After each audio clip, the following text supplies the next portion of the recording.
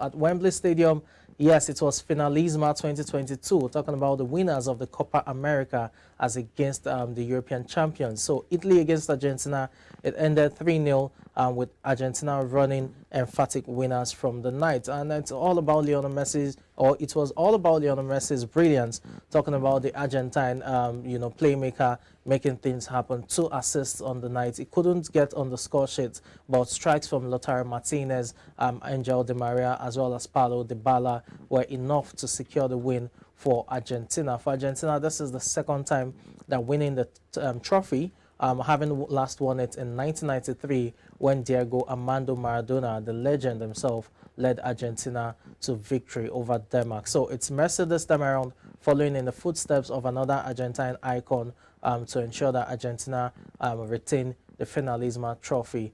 For Italy, it's a disappointing one. They didn't play too well throughout the 90 minutes, struggled all through, and it caps, a miserable 2 months for the Italians, who also failed to qualify for the World Cup taking place in Qatar.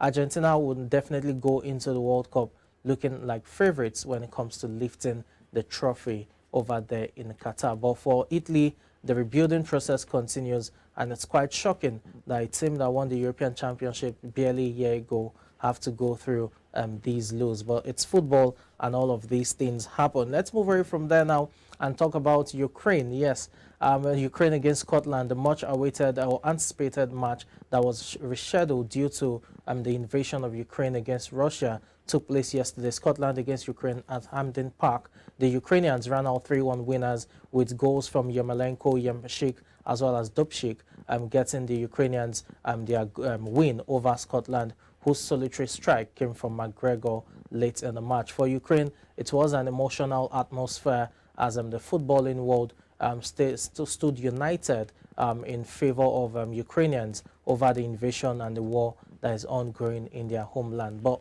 on the field of play over the course of 90 minutes, it was a well-deserved victory for the Ukrainians, and they would definitely play in the playoff final against Wales. Whoever emerges champion of that, Ukraine against Wales, would definitely be on the ticket to Qatar, talking about the World Cup. And for the Ukrainians, the victory would definitely propel them through the torrid times they are going through as a nation, talking about the war ongoing in Ukraine. So Wales against Ukraine, whoever wins, let's see who books the ticket when it comes to the Qatar World Cup. Now let's move away from international football and talk about domestic football, starting with the Premier League. Yes, it's all about the PFA Awards, and the nominees, or the shortlist, was released yesterday amid several reactions from football fans. And for the PFA Player of the Year, which is the 6-man shortlist, you have Kevin De Bruyne, just as you can see on your screen. You have Cristiano Ronaldo, Mohamed Salah, Sadio Mane, as well as Virgil van Dijk and Harry Kane. 3 representatives from Liverpool, 1 from Manchester City, 1 from Manchester United, and 1 from Tottenham Hotspur. The big exclusion or omission has to be that of Heung-min Son, the Tottenham Hotspur striker, who was the joint highest goal scorer in the league last season. His omission came as a surprise to so many, and that generated several reactions from football faithfuls who deemed the South Korean also a worthy nominee. For Ronaldo, yes, 18 goals for Manchester United's dismal season. For Kevin De Bruyne, he was Manchester City's highest goal scorer with 15 goals and 8 assists all through the season. It must be said that Kevin De Bruyne has also won the Premier League Player of the Year award just barely 2 weeks ago. But this is the PFA Player of the Year award. Let's see who gets it. What you can see on your screen is that of the Young Player of the Year. Phil Foden is there, Reece James is there, Conor Gallagher is there. You have Jacob Ramsey of Aston Villa, Bukayo Saka, as well as Emil Smith-Rowe, both players of Arsenal also in the mix as well. But I'm talking about the PFA Player of the Year because that's the biggest of them all. You have Salah with 23 goals as well as 13 assists, making him the Playmaker of the Year, as well as the joint highest goal scorer in the league last season. Definitely a firm favorite for the title. You have Virgil van Dijk, the defensive stalwart, ensuring that Liverpool considered just 26 goals across 38 league games. Heung-min Son, that is on your screen, surprisingly couldn't find a place in the shortlist. Sadio Mane Liverpool's second highest goal scorer with 16 goals, was also on the list. Not forgetting Harry Kane of Tottenham Hotspur, whose 17 goals was able to lead Tottenham Hotspur into UEFA Champions League football for next season. So it's the PFA Player of the Year award. Let's see who gets it. For the PFA Young Player of the Year award, that's also going to be competitive considering you have Phil Foden as well as Saka, among others. Now, let's talk about, let me just give you this information talking about the Premier League before we talk about Alan Pardew. For the Premier League, you should be rest assured that the fixtures, the full fixtures for next season will be released on the 16th of June. And the Community Shield, which is the season razor rather, has been moved from Wembley to the King Power Stadium, which is Leicester City's home.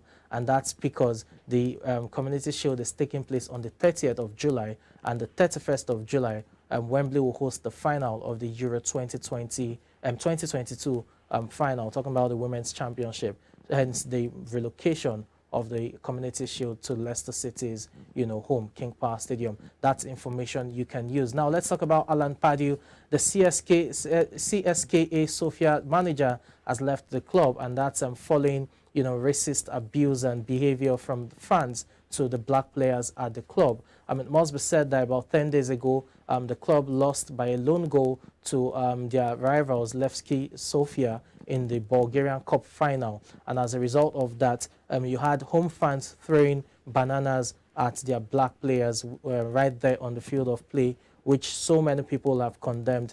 And Alan Pardew, that you can see on your screen, after different lengthy negotiations or discussions rather with the team, and the board of directors has decided to leave the club. He's not living alone. He's also living with his assistants, especially former Kilmarnock manager. I'm talking about Alex Dyer, who is also a black man. So again, for all of the talks of racism, the fans need to understand that they need to do more to be able to see their fellow humans as just who they are, humans, not animals. I hope that the Bulgarian Football Association will address this issue of racism and they will be severely dealt with.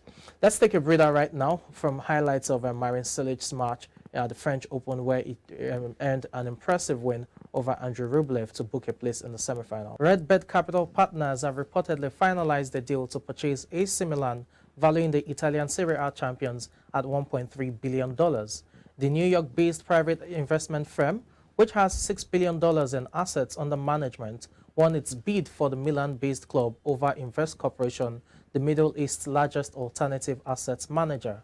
Current owner Elliott Management will still keep a minority stake at the club.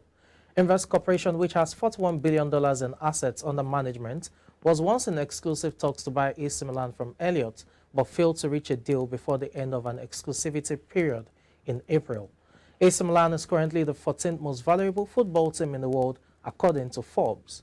AC Milan is also in the process of receiving approval to build a new stadium to replace the historic Giuseppe Meazza Stadium at San Siro. The potential project, led by architectural design firm Populous, is estimated to cost $733 million. The club won its 19th Serie A title in the 2021-2022 season and has generated $257 million in revenue in the year 2022, up from $165 million in 2021. Still talking sports business news, Spanish football giant Barcelona is seeking approval for a cash injection of up to $750 million. The fresh capital has been deemed necessary to alleviate the La Liga club's recent financial woes. In March 2021, Barcelona was technically bankrupt, and 3 months later, the club borrowed $605 million from Goldman Sachs. In October 2021, Barcelona reported $1.56 billion in debt.